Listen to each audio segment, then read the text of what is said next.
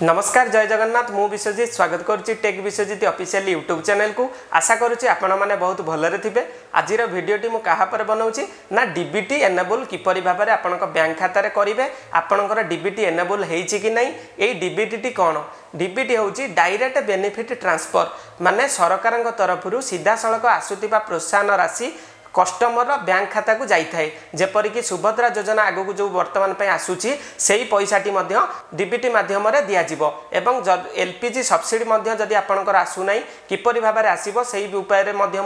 कहबी आपण बैंक खाता क्यों बैंक खाता सहित आपंकर आधार डीबीटी एनेबल अच्छी किपरि भाव में आपण मैंने करेंगे ताकू कहबी जदि कौन व्यक्तिर बैंक खातार जेकोसी डीबीटी लिंक हो आगुरी आपड़ चाहूना आप जानी ना से बैंक आपंकर अच्छी कि नहीं किपरि भाव में जानवे एवं जदि चाहिए एबे बैंक को चेंज करेंगे तापर मुझे एक संपूर्ण वीडियो बर्तमान आपण सम्मुखें प्रेजेंटेशन देवी। आशा करुच्ची ये भिडियोटी को आपण मैंने देखिए और निश्चिंत शिखिबे। जदि ये भिडियोटी भल लगे तो अन्य मान सहित शेयर करने को मोर अनुरोध। चलतु मु बर्तमान कंप्यूटर स्क्रीन को आपण मानक नहीं जाऊँगी। बर्तमान दर्शक बंधु मु गूगल क्रोम रे गूगल को सर्च कर नहीं गूगल सर्च इंजिन में आपण मानक सर्च करने पड़ो myaadhar.uidai.gov.in आपण माने ध्यान देकी ये लिंक टी को देखि नियंतु myaadhar.uidai.gov.in या पर आपन को जो प्रथम वेबसाइट टी आसी जिवो आपण माने एई प्रथम वेबसाइट रे क्लिक कर नियंतु। क्लिक कर साला पर आपन को एई भली एक इंटरफेस देखै दबो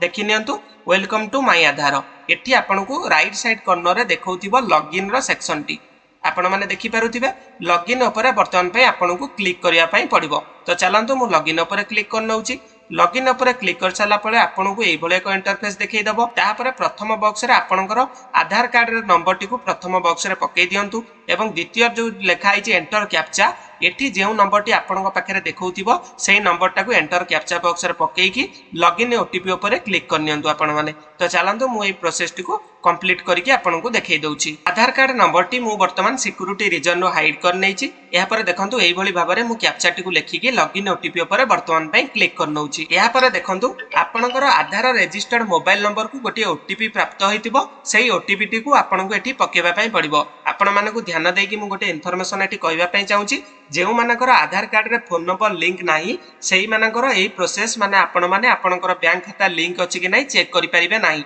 जदि आपनकर आधार कार्ड रे मोबाइल नंबर टी लिंक नाही तो आपण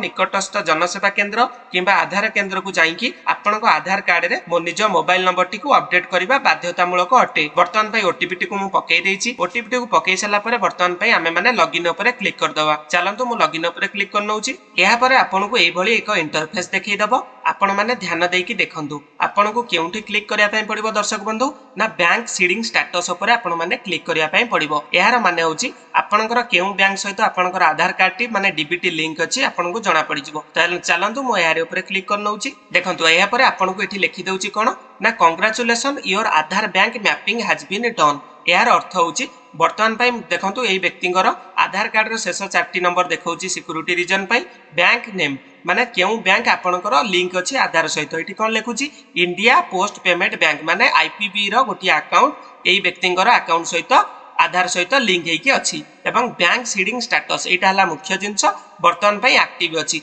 सपोज जदि सरकार किसी योजना घोषणा करती डीबीटी माध्यम प्रदान करती तेबे एई व्यक्ति अकाउंट को सीधा सड़क भाव में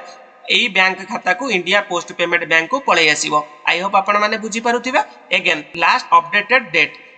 अपडेटेड डेट होची कोन ना ए जो खाताटी केबे अपडेट हेतिला ए जो बैंक सहित आधारटी केबे संजोग होइतिला ना 22/6/2020 मसिया रे। आपण माने बुझी पारुथिबे जे 22/6/2020 मसिया रे वर्तमान पई आधार सहित बैंक टी लिंक हो जाइछि। आपण माने ध्यान दियंतु जेउ व्यक्ति मानकर आधार कार्ड सहित बैंक टी संजोग नथिबो तांकु लिखि दबो no bank mapping has been done बा एठी क्रॉस चिन्ह देखै दबो रेड रे किछि बैंक एक्टिव नाही बोली बा जदि कोनोसी व्यक्तिंकर आगरु लिंक थिला एमती लिखि दबो बैंक नेम टी जेउ व्यक्तिंकर जो बैंक थिबो एवं बैंक सीडिंग स्टेटस ता जदि इनएक्टिव थिबो आपण को री वर्तमान पई डीबीटी फॉर्म नै कि बैंक रे सबमिट करिया पई पड़िबो। बुझी पारुथबे। तो किपरि भाबरे फॉर्म टी को आपण माने डाउनलोड करिवे डीबीटी फॉर्म टी को मु वर्तमान पई आपण को देखौची। सर्वप्रथम आपण को गूगल को खोली नेबे गूगल ले सर्च कर देबे डीबीटी फॉर्म कौन सर्च करिवे DBT direct benefit transfer form PDF या लिखिकी सर्च कर देले देखंतु प्रथम एई भली एक वेबसाइट पळे आसीबो डीबीटी भारत रो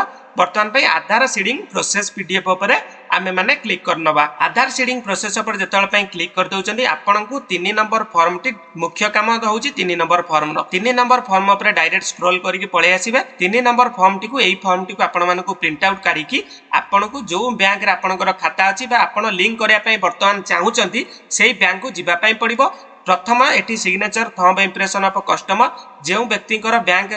खाता रे करिवे सेही लोकंकर व्यक्तिंकर एटी सिग्नेचर हबो एवं आपण मानकर एटी डेट पड़िबो टू द ब्रांच मैनेजर केउ बैंक अंडर रे धर को ब्रांच अंडर रे जाउचंती सपोज जति जनकर रघुनाथपुर की जगतसिंहपुर ब्रांच आ बैंक नेम टी सेकंड बॉक्स रे लिखि नेबे डियर सर अकाउंट नंबर आपनकर बहिरु देखि कि लिखि नेबे AC name account holder name आपण माने एटी पकेई देबे I am maintaining bank account number with your branch एठी आउ थरे आपनकर अकाउंट नंबर टी को पकेई देबे अगेन एठी सिग्नेचर करे देबे या पर कोन करिवे ना आपण स्क्रॉल कर देई कि मु देखाई दउची आपन को कोन कोन भरिया पय पड़िबो एठी आपन को कोन करिया पय पड़िबो देखंतु option for receiving DBT benefit tick 1 I wish to seed my account number with NPCI manner enable to me receive direct benefit transfer DBT including LPG subsidy from government of India GOI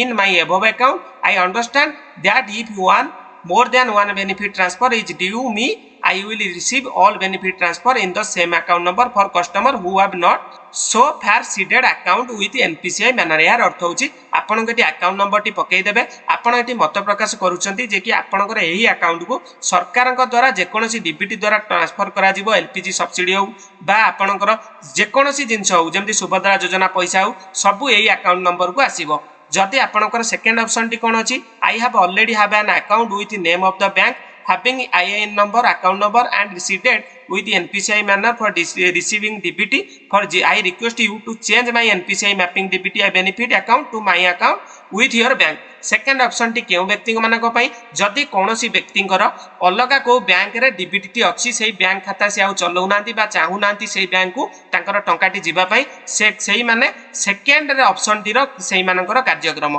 सेठी से एठी account number टा पकई देबे जे bank रे अछि एवं IIN number टा आपनकर bank रु मिली जिवो आपण माने बैंक रु पचारि देबे एवं थर्ड ऑप्शन टा कोन I already have an account with another bank name of having IN number and seated with NPCI manner receive DBT benefit I do not want to change my NPCI mapping DBT benefit account for NPCing existing bank এই যে অপশনটা রইলা I already টা মানে কোন এইটার অর্থ হউচি যদি আপন মানে কোনসি ব্যাংক রে খাতা খোলুচন্তি আপন চাহু নাंती আপনকৰ ডিবিটি কু চেঞ্জ করিয়া পাই আপনকৰ তৃতীয় অপশনৰ কাম চতুৰ্থটি কোন I do not wish to seed my account from your bank with NPCI manner Etah Madhya I will not be getting DBT आपण माने जदि संपूर्ण DBT पाइबा पई चाहू नांती तो आपण माने लास्ट ऑप्शन टी को सिलेक्शन कर नियंतु या पर आपण स्क्रॉल कर नियंतु स्क्रॉल कला पर आपण कोन करिया पई पड़िबो ना आपण को एटा को सरपंच किबा वीडियो एमानक पाखरु गोटी अटेस्टेड करेबा पई पड़िबो सरपंच कठारु मध्य आपण चाहिले सिग्नेचर करे कि नेई कि बैंक रे देई परिबे तापर आपनकर डीबीटी मैपिंग टा हेई परिबो आशा करू जे वीडियो आपनको बहुत इन्फॉर्मेटिव लागिथिबो जदि ए वीडियोटी आपनको भल लागिथे तो आम चैनल को सब्सक्राइब करिकि बेल नोटिफिकेशन टी ऑन कर दियंतु एवं ए वीडियोटी को अन्य मानक सहित शेयर करंतु रहउची जय जगन्नाथ जय हिंद वंदे मातरम।